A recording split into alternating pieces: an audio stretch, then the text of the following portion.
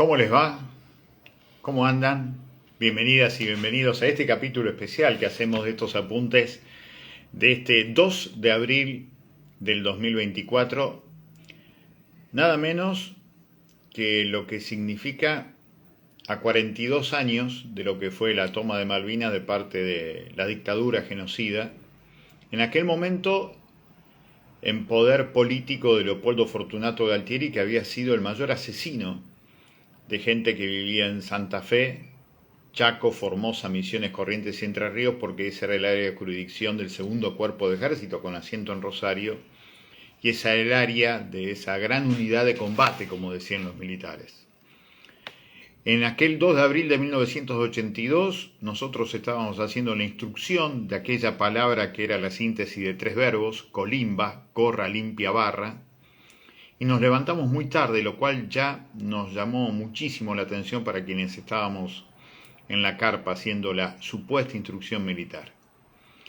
Lo cierto es que nos habían levantado efectivamente más tarde, porque nos dijo en aquel momento un subteniente que estábamos viviendo una gesta histórica porque habíamos recuperado las Malvinas. En aquel momento para nosotros era realmente un hecho muy fuerte porque hacía resonancia en el interior de cada uno de nosotros todo lo que habíamos aprendido en la escuela primaria, todo lo que habíamos aprendido en la escuela secundaria, y Malvinas obviamente formaba parte de las causas históricas de la Argentina. Sin embargo, en esas semanas anteriores habíamos ido a tirar, a practicar tiro con los fusiles automáticos livianos, FAL 7.62 era el calibre. Vos disparabas 5 tiros y con suerte salían 2 o 3, porque eran fusiles de la década del 50. Entonces el subteniente se le ocurrió decir si alguien de nosotros tenía alguna pregunta para hacer, y yo, como siempre, fui un imbécil, levanté la mano y le dije: permiso, mi subteniente, ¿le puedo hacer una pregunta? Sí, soldado, pregunte. ¿Le vamos a tirar a los ingleses con esos fusiles que fuimos en las semanas anteriores donde no salía ningún tiro? Me comí un baile bárbaro. Baile se llamaba cuando te hacían hacer cuerpo a tierra, salto a rana, y le sirvió también al subteniente para humillarme, no solamente en la forma particular, sino para dar su discurso. Él decía, tagarna, una palabra que era muy afín al léxico que tenían los oficiales del ejército argentino. Tagarna no solamente es un traidor a la patria, sino que nos da la posibilidad de decirles a ustedes que no solamente le vamos a ganar a los ingleses si vienen, sino que vamos a cruzar la cordillera y vamos a violar a todas las mujeres chilenas, marcando lo que significaba el supuesto macho militar argentino. Lo cierto es que 2 semanas después estábamos metiendo en la fábrica de armas de Fray Luis Beltrán los fusiles de la década del 50 para mandar a los pibes de la clase 62 que habían sido destinados a Malvinas, fundamentalmente de las provincias que manejaba Galtieri, especialmente Corrientes, la primera en cantidad de soldados, y la segunda, la nuestra, la provincia de Santa Fe. Fusiles de la década del 50 para disparar a gente que venía con armamento y con logística de 3 potencias fundamentales, 2 fundamentales. Inglaterra, tercera potencia de Occidente, y Estados Unidos, la primera potencia de Occidente, ayudando a su socia de siempre, con quienes además habían tomado Malvinas en 1833, que fue la primera operación política que hicieron juntos después de que los estadounidenses se liberaran de los ingleses, en aquello que ustedes verán en aquella película de Mel Gibson, El Patriota, cuando estalló la revolución de las colonias norteamericanas contra Inglaterra en 1776. Lo cierto es que la primera operación conjunta fue la toma de Malvinas y después vinieron por el río Paraná en 1845. Lo cierto es que estos hechos históricos tienen que ver mucho con el presente que estamos viviendo. Lo cierto es que 649 pibes, 326 de los cuales murieron por el hundimiento de Belgrano fuera de la zona de exclusión, el 2 de mayo del 82, y 323 allí en las Malvinas, y 400 se suicidaron aquí, en el territorio argentino, por la indiferencia de muchísimos gobiernos y también de muchísima gente. Muchas veces hemos dicho que mataron más soldados de Malvinas la indiferencia de los gobiernos argentinos que los propios ingleses. Pero lo cierto es que Inglaterra y Estados Unidos hicieron de esos pibes una monumental demostración de lo que significaba una conciencia histórica que no tenían los oficiales, que no tenían los jefes de ese ejército que se había acostumbrado a torturar argentinos, no a defender a la Argentina de las invasiones extranjeras.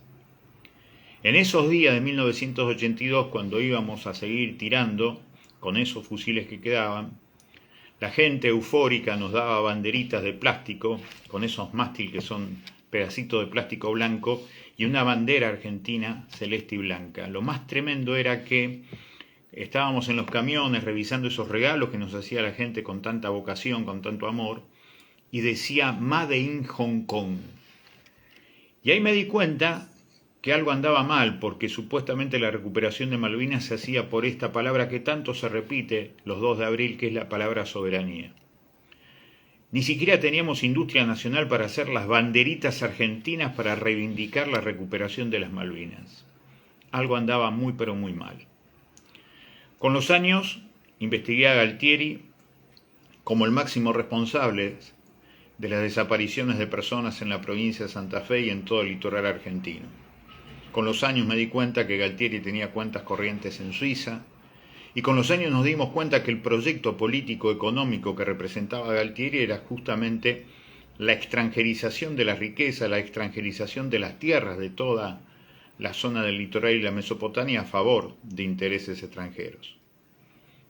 Por eso el pasado está abierto en el presente, como siempre decimos, por sueños colectivos inconclusos, pero también por pesadillas invictas. Y las pesadillas están invictas porque están absolutamente invictos los intereses que generaron esa pesadilla.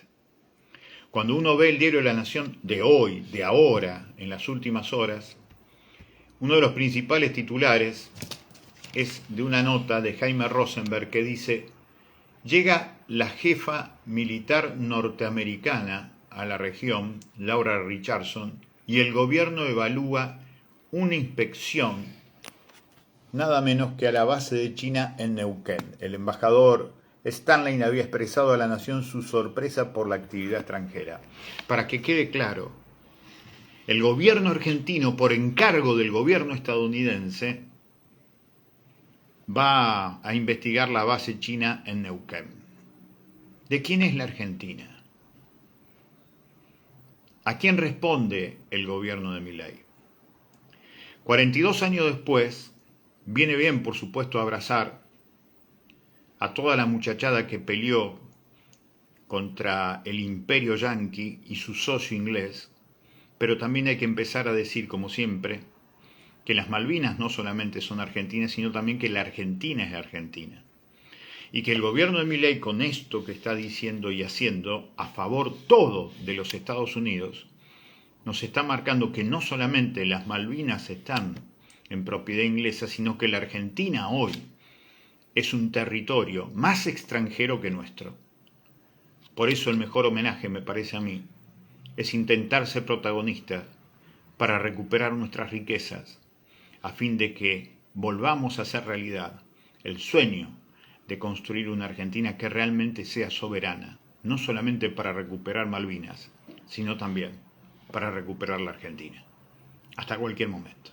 Gracias por el aguante.